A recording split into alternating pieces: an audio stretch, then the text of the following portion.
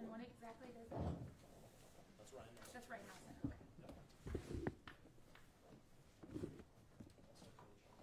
Well, good afternoon, everybody, and welcome back. We're excited that college football is upon us again, and I know our guys are really thrilled to be playing at home this first game against a really quality Cal Poly opponent that we almost played in 2016 in a playoff game, and so we are a little bit familiar with those guys and obviously familiar with the Big Sky. And so this week we're kind of in our final preparations and excited about the challenge, but also excited about being at home. So we'll open up for questions. Chris, did Holden stand out to say he's going to be the backup quarterback, or what did you see over the last week? Yeah, Holden has earned that right to be the backup right now. We'll still continue to evaluate that position as we move forward with Noah and Trey, because they've done some really nice things. But I think Holden, over the overall body of work throughout the month of August, he's done a really nice job of managing the team and understanding our scheme and doing what is asked of him to be successful. And so he'll go into the game as the backup. You guys have been pretty vocal about, not necessarily expectations, but just excitement about Christian Watson. But Andy Boyan is the redshirt freshman on the depth chart here. What did Andy show you? Is Christian a little nicked up, or just a competition? Yeah, that's the main part right now. Andy's done a great job, and Andy's going to see some time on Saturday. But Christian hasn't practiced in about probably a week and a half now. We're hopeful this week that he can do some things. I think he'll be a game time decision, but for what we've done through the month of August, Andy's kind of earned that opportunity, and so we're still pushing Christian to see if he can play on Saturday, but if not, Andy will be ready to go. Dimitri to running back, what went behind that? It's kind of what he would like to do. It's what he originally came in as, and he and I have had some long discussions about it, and right now he's going to stay at that position and potentially save a year. Once again, we have 4 games, so we'll kind of see how that plays out. But it's what he and I have had long discussions, and it's something that he really wants the opportunity to try, and we're going to have a bunch of guys graduate here this year. So it's still a work in progress. He's still playing both positions at practice, but a guy that will be a week-to-week situation if he's playing. So brought the redshirt possibility to you then? Yeah, he and I visited about it.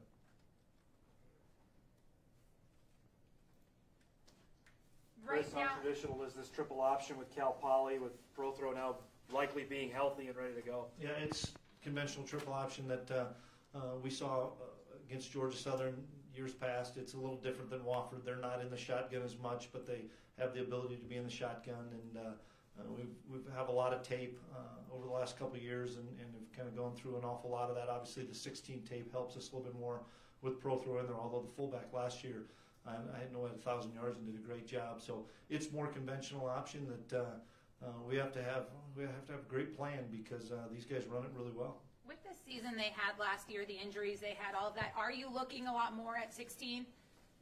Not from a schematic standpoint. Some personnel, you bet, because there was a number of guys that missed 17 that played in 16. There was a lot of guys that we were going to play in that playoff game in 16 that missed 17. And so from the personnel, yes, scheme-wise, they have not changed. And so you still have to stop the dive. You still have to stop the fullback, no matter who's playing back there. And that's was proven out last year with their fullback having such a good season. And then you have to be able to stop the quarterback phase. And we only had a handful of games on the quarterback last year before he was injured. And so it's still, from an option standpoint, the fullback and the quarterback are the keys. Better to play an option team game number 1 instead of game number 10 or 11, just with the schematics and the scheme that's different than what you see week in and week out? Well, it's probably helped us because we don't have 3 days to prepare for it.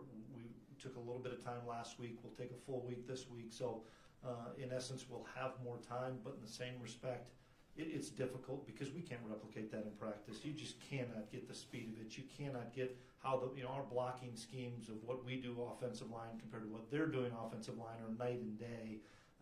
And so, just still, it's going to be us feeling out and getting a handle on the speed of the game early is my biggest concern there. Is this a season where you feel like you kind of have 5 offensive linemen that you want to roll with a little bit more than last year, or will we see a rotation again? I think we have more this year than we did last year, actually. I know that Cordell is going to play a bunch. I mean, he's one that I know is going to play.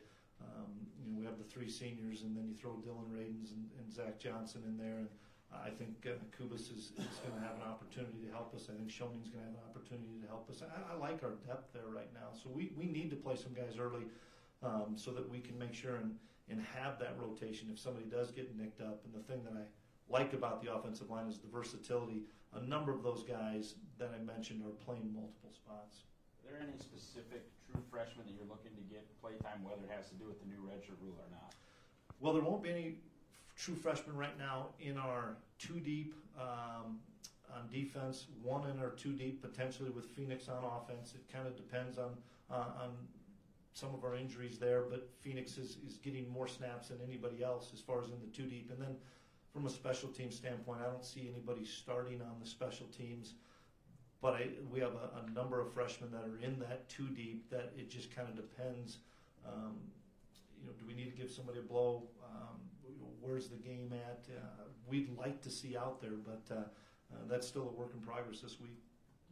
Have you had some kind of roadmap as to how you're going to use these 4 games for some of these guys? Have you any kind of idea of when you want to play them, how much? That stuff. None whatsoever. None whatsoever. We're doing something different that we typically don't do. We typically don't dress our redshirted kids because our sideline is so crowded now. We have probably 8 to 12 guys that will dress that typically have not. And if the situation is right, we're going to play those guys. I can't tell you what type of game it's going to be, so I don't know when or where or if they will. But I know that there's a handful of guys that have stuck out to us that are going to dress these first 3 home games, and we'll see where we're at. I understand you tapped Terry's line across the river on option talk? I did not. Okay. I couldn't tell you. I don't know. What did you see out of Dallas Freeman in fall camp here that you like out of him? He's understanding our playbook really well. He's become so much more confident. Easton has great trust in him. I've seen him make a number of really tough catches against Jalen, against Josh Hayes, against Marquise that I think it's a breakout season for Dallas. I've been really impressed with him. He has to have a big year. A big year meaning it could be 25 to 30 balls, but a lot of those could be on 3rd and 8, 3rd and 9 that he's going to make critical catches for us. But he has to have a big year for us to be successful, and I know he's excited about that, and I know he will. How about Desmond? Stick with the wide receivers. What have you seen out of him? He's done a really nice job. I think we have three guys that I'm really impressed with Dallas, Dez, and Shep that have been in the program for a while that are our top 3 guys without question. And then whether it's Andy or Christian or Jimmy or Phoenix or Trevor Height, we have a bunch of other guys that are continuing to improve. That week to week we may play one more than the other, just based on the game plan. But that's an area of depth that I am concerned about, other than those top 3. How was go ahead. Kind of odd to not see RJ out there. He's been such a. It's things move on, but he was a pretty big part of the program. Yeah, and he's out there helping us out, which is great. You can't replace RJ. RJ's such a great football player, but he has 1 semester left to graduate, so it's great to have him out there coaching those young guys. With Coach Ray being new to our system, it's good to have an extra set of eyes out at practice, and everybody respects RJ so much. But no, he made play after play. Everything pretty much all clear with the ACL crew from last year? Yeah, I don't think there's anybody that a couple of guys will have knee braces on, but they're custom braces, and I haven't seen any ill effects. I think they're all full speed and ready to roll, and I'm excited to see a lot of those guys that missed, for the most part, a full year to get back. I know how important that is, and it was for Nick and Nate, and these guys are really hungry to play. Chris, was this the healthiest fall camp, knock on wood, that you've had since taking over as head coach for the most part? There wasn't any major injuries, right? That's a good question. I don't know. We still have had we have a couple guys that aren't going to play this first game due to injury. Still waiting on severity on a couple of them, but knock on wood, it still seems like the first 4 to 6 weeks you always have one that you don't expect, and it happens. And last year we had our fair share in the first few weeks, and I'm hopeful that we get taken care of and the guys are able to keep healthy. You've talked about the depth you have at defensive end. Is that even more beneficial going against the triple option? You can't have enough defensive linemen against the triple option. You have to continue to rotate guys in, and we'll play at least 5 defensive ends, maybe even 6, and we'll play 4 defensive tackles at least, maybe 5, maybe upwards of 6. But we'll dress an awful lot of defensive linemen, and we'll keep rotating them in, because that's the whole idea of a triple option, is try to, they want explosive plays, don't get me wrong, but they want to be able to hold the ball for 15 plays in 9 minutes and wear you down. Well, we have to keep fresh bodies in there, and on the flip side, offensively, we need to be able to do that to keep that offense on the sideline. So do you feel like you have that depth then, where you can keep fresh legs in there throughout the game? We'll keep rotating them in all the time. This might not be the week for it, but what does that 5th defensive back spot look like when you are going to use subs? It would probably just keep Jalen Wimbush and or James Hendricks in the game. They're going to be kind of an or at free safety, and then Wimbush would move down to the nickel. You address Jalen Wimbush off the field. I mean, here's a guy who's a published poet, it's had poetry published and things like that.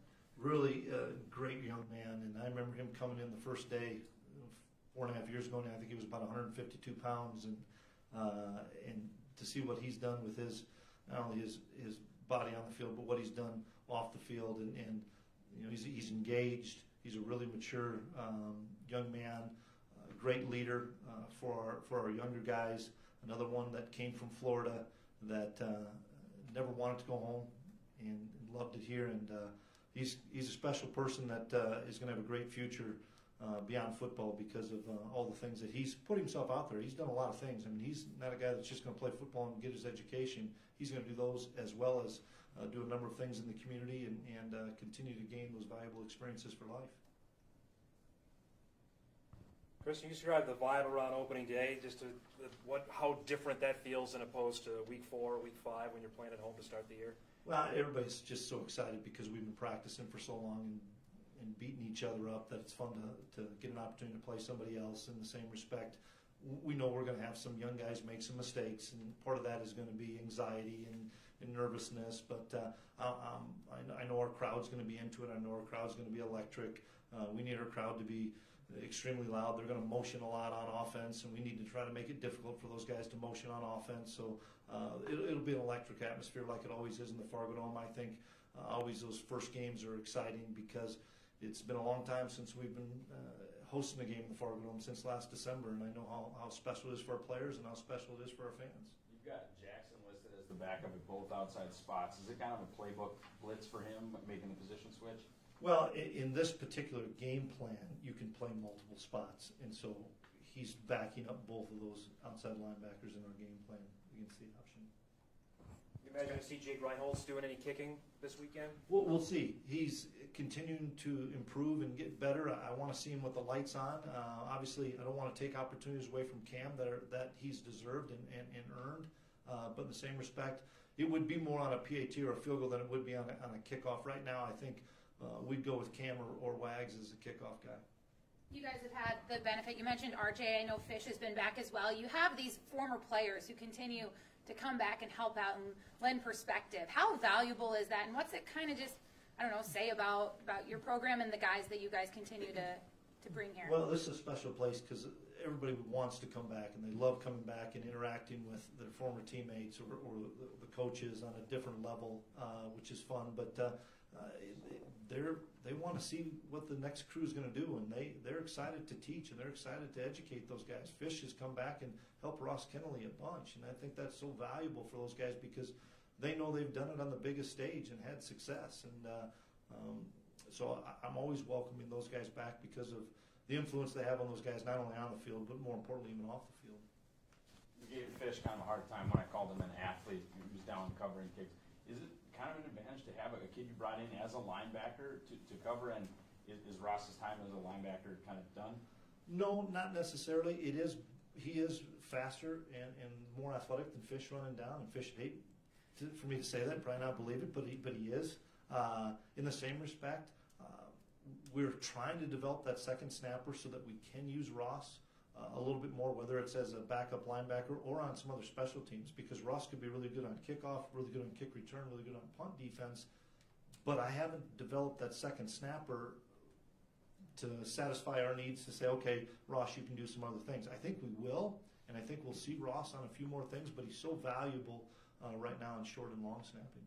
Who's a candidate then for second snapper? Probably be Spencer Wagey on short snaps and Matt Anderson on deep snaps. And they're both doing a good job. It's just that Ross is right now that much better, and we don't feel comfortable yet with those guys doing it in a game situation. But I think in time they will. Chris, where does Brothrow rank in the guys that you've seen in the triple option? Where does he stand? You know, he's an exceptional football player. He gets the tough yards. He can break a big play on you.